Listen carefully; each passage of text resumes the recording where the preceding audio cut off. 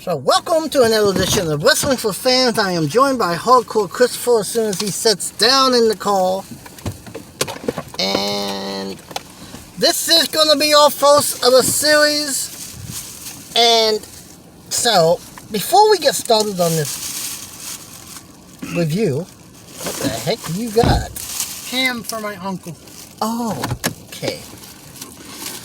I know you said you wanted to do Starrcade.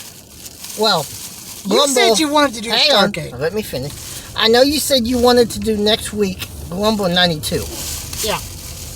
But why don't you start with the beginning and work your way through? Why? That's a good idea. Exactly. Because I'm starting with Starrcade 83, and unless something really catches my attention in between these, I plan on going all the way to 2000. I ain't doing WWE's weak version. And everyone, welcome to our review of the real granddaddy of them all, the real showcase of the Immortals, because WrestleMania didn't come out and for about 4 wasn't months. a thing until 4 months later. 1985. No, Starrcade 84. I mean, Mania 80. Hang on. March 31st. March 1985. Was it not 84? It wasn't 84. I thought it was 84. Was when WrestleMania began. Google that because I'm. I already did. You did. So you're saying I'm older? No, that can't be right. That cannot be right. Because I am the same age as WrestleMania, minus a month. I will settle this right here and right now. WrestleMania just said they celebrated 37 years. If that's the case, it should have been 36 and not 37 because I'm going to be 37 next month. And now we're getting completely off of our Starrcade review. Well, I know. We got to do this for a minute. The joy of filming live. No internet connection. Of course not. That's why I have to do my on the camera and then upload it to YouTube because I don't have 1,000 viewers yet and they won't let me go live on my phone. We can't settle this right now, but there's no internet. Well, we need connection. internet anyway so we can go to the wiki so we can break down each. I already have that pulled up. Ah. Internet yet? Still says no internet connection, but I can go through the Wikipedia page, no problem. Okay, we'll see if you can pull up. Well, it says 85. Wait, I think I have internet connection now. Just type in WrestleMania 1 and see what date it gives you.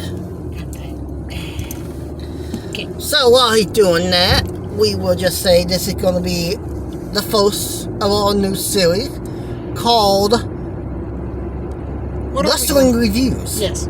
That's going to have to be our name.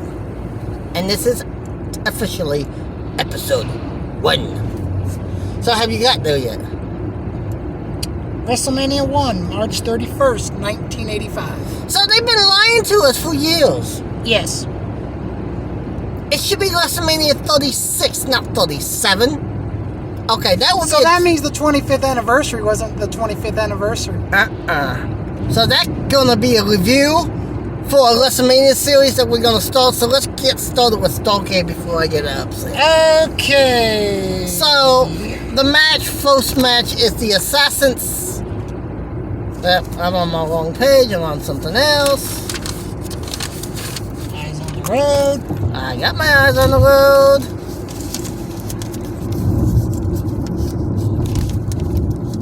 So, give me the other two people, because I can't read and drive at the same time. Okay, the first I know it's the Assassins versus... was a tag team match between the Assassins and the team of Rufus R. Jones and Bugsy McGraw. Okay, so read the match.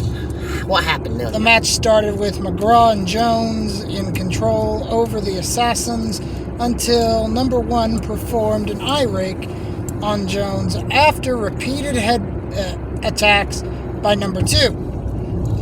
Jones fought back with a headbutt. McGraw tagged in and attacked both of the Assassins as McGraw slammed number 2. Number 1 rolled up McGraw from behind and pinned him to win the match. So, I watched the match, as you know. Yes. It was in 83. So, that's pretty much all you can say. And this being... It was a good opener. Yes. I'm not going to argue, but for it being 1983, it was a good match. But it was a good opener. Now, for those of you who don't know who the Assassins are, the heavyset of the two becomes the mass assassin that managed Paul Ondos in WCW. Just thought I would throw that out there. But it wasn't bad. I mean, it was okay for what it was. It was a good opener. Well, considering that I've never heard of Rufus R. Jones or McGraw, I have heard of the Assassins. I'm just wondering if Rufus R. Jones later becomes the manager that is known as Paul Jones. Maybe. Which that would be something to research later. So, next match. The second match is another tag team match between Johnny Weaver and Scott McGee. Johnny Weaver is very well known. Harley Race actually beat him for the United States title at one point in time. I think it was the world title, to be honest. World title. I'll have to go back and research, but I think that's how Harley got one of his first versus the team of Kevin Sullivan. Everyone knows who the deranged cult leader Kevin Sullivan is. And Mark Lewin, accompanied by Gary Hart. That's what I was going to say. Before we even break down this, let's just state right there that they are managed by Gary Hart. So, go through your match. Okay. The match started back and forth until Sullivan and Lewin gained the advantage over McGee by targeting his left arm. McGee and Weaver fought back when Weaver performed a bulldog on Sullivan, sending his face into the canvas. Weaver attempted another bulldog, but Sullivan pushed him into the corner. Lewin performed a knee drop from the top turnbuckle on Weaver's left arm as Hart and Sullivan held onto him. Lewin then pinned Weaver to win the match. After the match, Lewin and Sullivan beat down McGee and lacerated his forearm with a foreign object provided by Hart. Angelo Masaka attempted to help McGee, but was also attacked. This is your classic stable beatdown at the end of the match. I was honestly expecting Johnny Weaver and them to win this, because of Johnny just being who he is. And this is before Kevin became famous at all. It was a good match. I think for a starrcade, though, that they really didn't need to go and do... They really didn't need the aftermath attack. Not for a starrcade. I've never heard of this Angelo Masaka. He is a Japanese guy that at the time, from what I can gather, I guess he was. Well, didn't Hart manage a lot of Japanese people? He did. Did he attack? Did Masato? Did it say he helped? Masaka attempted to help McGee, but was also attacked. So he was. So he was on the babyface side. Yes, that's what I thought. So he was a good Japanese guy. So I know they were trying to set up the new feuds. Mm-hmm. I just don't know if having someone attacked at their granddaddy's show, but I guess this is before they really started calling it the grandest. And by the way, guys, this was not WCW. This was actually Jim Crockett Promotions. NWA. NWA It was still under NWA Jim Crockett Promotions. Yes. During that time frame. I mean, it was an okay match. It really was. I just don't know if we needed the aftermath. So, match number 3, I actually enjoyed this quite a bit. The third match was between Carlito's father, Carlos Colon, and the madman from Sudan. I think, before you break down the match details on this, I think why I enjoyed this one so much was I knew both competitors. Well, you can't some of these audio starcades, and we probably run into this, the audio manias and audio lumbles too, when we start breaking everything down, is a lot of these I don't know until I start watching old. Now I'm hoping eventually they put all the Saturday nights of the NWA, which started in '75, on the network. All the old NWA Power, well, not Power, NWA Pro.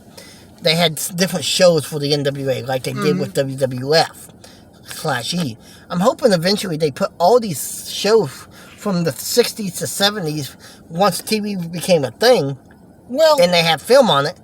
That way we can actually know who we're trying to talk about. Well, from what I did do research.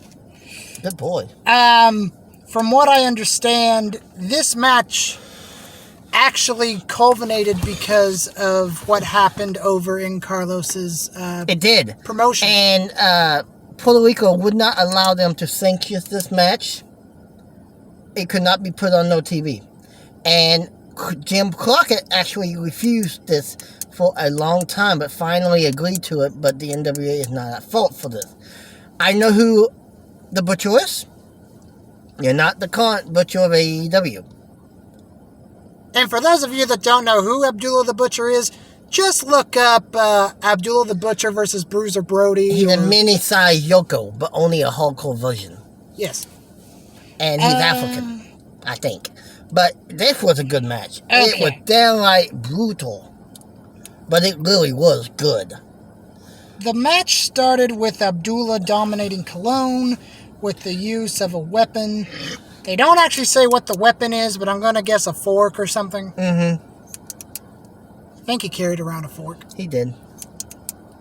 Colon fought back with punches and used Abdullah's weapon on him. Abdullah knocked down the referee, and Colon applied a figure 4 leg lock. I bet Flair was not happy on Abdullah, while the referee was still knocked out. Hugo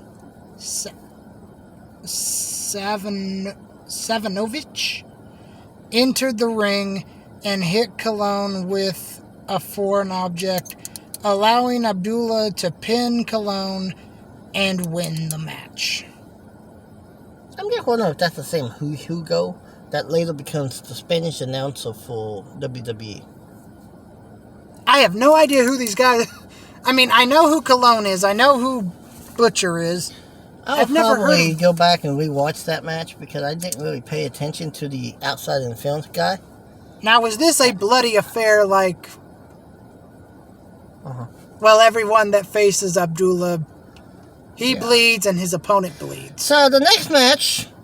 Wahoo McDaniel and Mark Youngblood. So, I'm gonna explain something. I did not know that we had a Mark Youngblood. When I seen the last name Youngblood, I was thinking it was the one that teamed with Ricky Steamboat. Until we got to the team of Steamboat and Jay. I've never heard of Mark. I haven't either. And I thought I knew a lot of NWA stuff. Versus... The other two I know quite well. Versus... And I also know Wahoo. But Mark Youngblood, I did not know. Versus Dick Slater and the father... Well, the father of Randy Orton, who's Randy's grandfather actually wrestled. So, wouldn't that make Randy a third generation? So this is Cowboy Bob, is who we're talking about. Ace Cowboy Bob Orton. So go ahead and run down the match. You know, I just realized something. Not only was Not only was Bob Orton Jr. part of the first Starrcade, he was also part of the first WrestleMania. He was in the corner of Piper and Orndorff. We're going to be touching on something in a little bit. I want you to remember that comment. Let's see. And if you know what I'm talking about, don't learn it. I probably have no idea. Youngblood. Okay, what is the... Okay. It's match 4. Okay. Youngblood had the early advantage over Slater until Slater sent him down with a Russian leg sweep. Slater and Orton then took control of the match until Slater accidentally hit Orton. Youngblood performed drop kicks to Slater and Orton, but the pair then double-teamed him. They placed Youngblood on the top turnbuckle, and Orton performed a superplex. Superplexes in every match were not common back then. It was in every match. Sending Youngblood back first onto the canvas. Orton then pinned Youngblood to win the match. After the match, Slater and Orton beat down McDaniel and attacked his left arm with a knee drop from the top turnbuckle.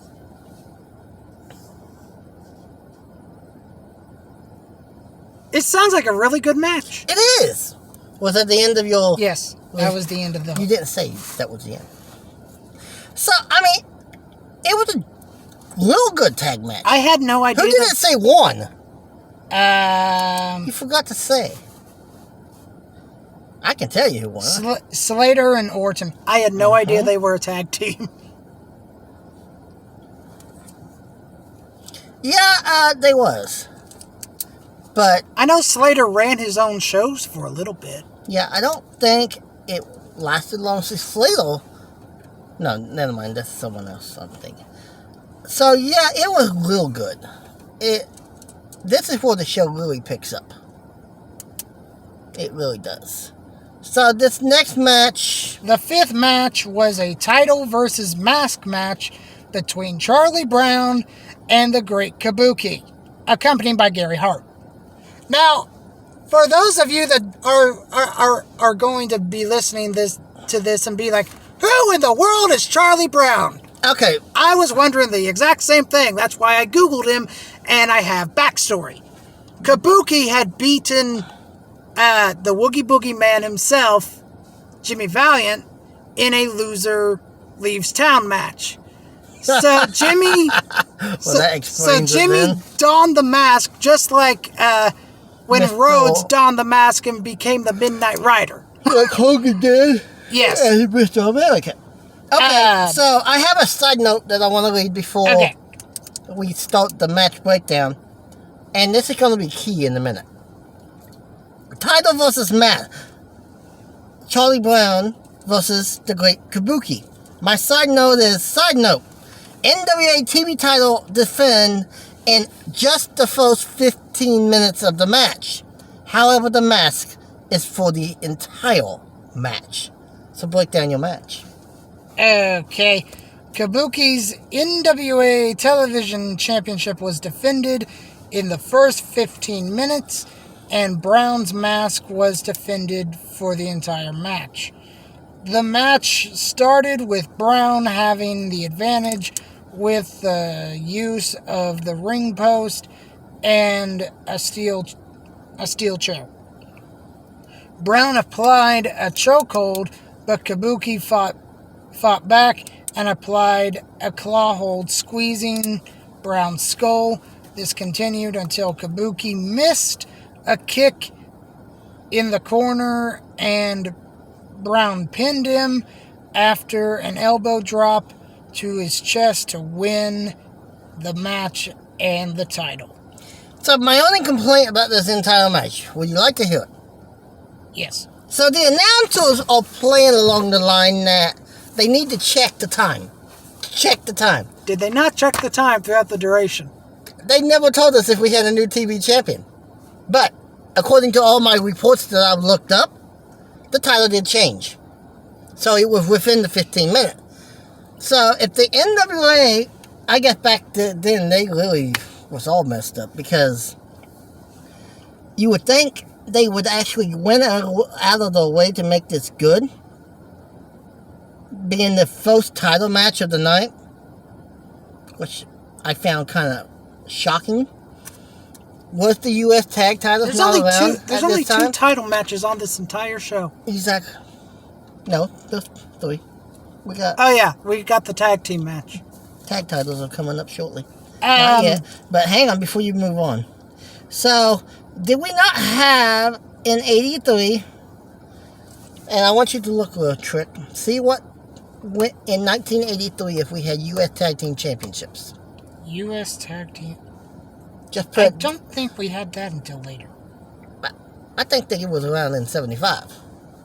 Okay. But type in NWA U.S. Tag Titles 1983. Make sure you put U.S.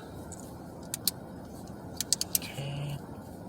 And while you're doing that, I just want to take a minute and congratulate NXT on another good rating. They actually went up 40,000 from what they had last week. They had 845,000. Good, promising. If they can continue to go up, they can be knocking on that 1 million view in a few weeks. I just hope that AEW can maintain and even gain a little this week as well. That would be great for both shows. It looks like that there was no U.S. tag titles. Really? Really? I would definitely be looking into that, because I thought them belts, because I do know when them belts folk debuted, they was under the WWF banner. Maybe this is before NWA took full control of them. But Okay. back to the thing. The sixth match, which you actually... Hang on. Oh, you got something else?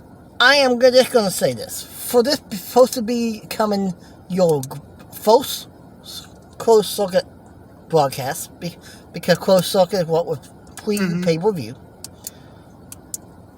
you would think that every championship would be defended. It's not. And this is only a 2-hour show. Exactly. There was 8 matches in that 2 hours, though. They could have... The next match should have been for the U.S. Championship. And I'm going to touch on that in a minute. Okay. The sixth match, which you swore up and down it was for the U.S. title. Well, even the announcers thought it was till the end of the match.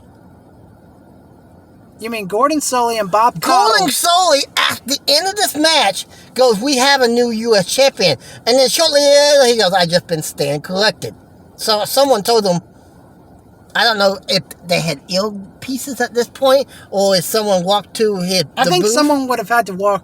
Well, because the mics they were using was the stick mics. Uh-huh. So I'm just about betting you that someone walked up and told them that it wasn't a title match, which I believe, is upsetting. because I did do research. Valentine actually cost Piper the Valentine took the title off of Piper. yes. So this and the last match And this was would- a toss up to This see would which, be the first to a sec. This would be the first in. Well, this would almost be the first and almost last dog collar match besides Cody and Brody. Nope. This is the last televised dog collar match until Brody Lee, aka Luke Harper, versus Cody. However, I did research on this match. This same match happened for almost a year and a half between these two. House show loops? Yeah, from what I understand. They did this match about 30 times. Didn't Piper break his neck doing this or something? He His lost. ear? It's something to do with his ear. So he pulled a Mick Foley. Go ahead and read the match. And Okay. I'll give you my... The match started. The match started back and forth with Valentine targeting Piper's injured left ear. Piper gained the advantage with the use of the chain. Valentine fought back and choked Piper with the chain. Valentine targeted Piper's left ear, causing him to have trouble standing. The match went back and forth until Valentine performed an elbow strike from the turnbuckles and an elbow drop.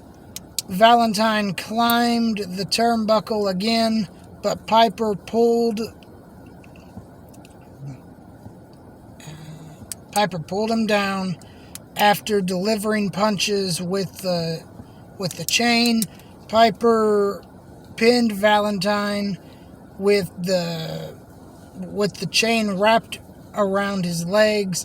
After the match, Valentine attacked Piper and again choked him with the chain. So basically, the aftermath Sounds like a very brutal match. It was. I mean, we had blood. And there's probably a reason why that match had not been contested more than what it was on TV. Yes. I mean, if you remember some of the highlights that they used for Piper showed this match with the blood that he showed. And yeah, was it more blood than Austin and Brett? I think so. I really do. The match was good. The only complaint I have is that the title wasn't on the line here.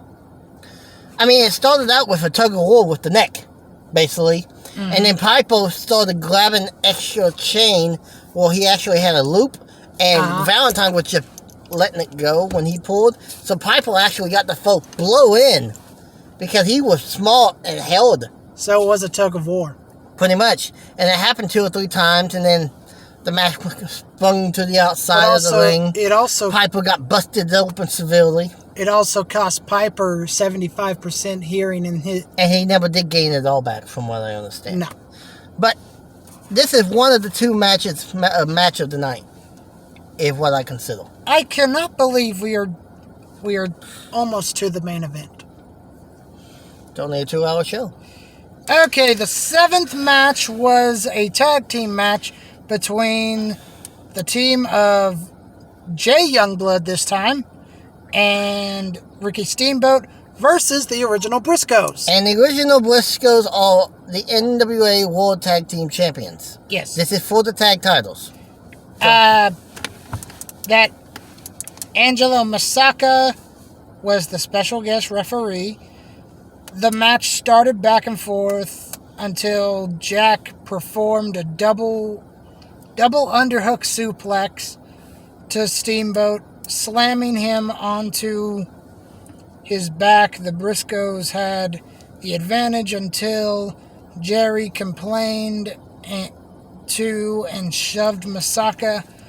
After almost pinning Youngblood, Masaka shoved Jerry down, and Youngblood and Steamboat gained the advantage. They performed an aided splash where Steamboat dropped Youngblood onto the fallen Jerry, and Youngblood pinned him to win the match.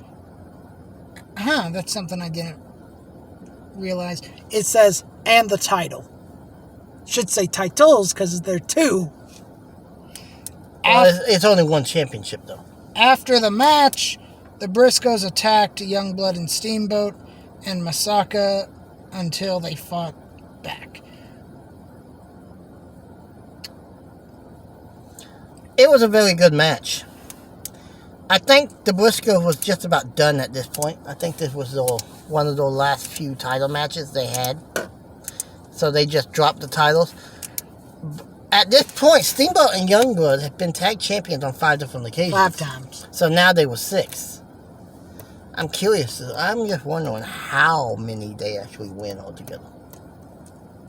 Because Steamboat, in 3 years for sure, at that point is in WWF for WrestleMania 3. And it's hard to believe that I think, correct me if I'm wrong, but One of the Briscoes was in the WWF as Vince's stooge. That was Jerry. I think Jack had already passed away by that point. I could be wrong. I don't think so. I don't know. Like I said, a very good match. It was a good title change. I don't think the Briscoes stay in the at least the NWA version of the main event tag team picture much longer. Well, if you think about it, the NWA was at a downward slide at this point. Not really. That doesn't start until really 85, 86. It doesn't start until the middle of the 80s, but you could definitely tell why. Even though Vince was... You could, but at the same time, they are starting on the pay-per-view market, so you can also see that they are holding on. So, the next match, Steel Cage match, NWA World Title, a flail for the gold, Ric Flair versus Harley Race, Gene Kiniski as special guest referee. Okay, a little bit of backstory here. This comes after Harley Race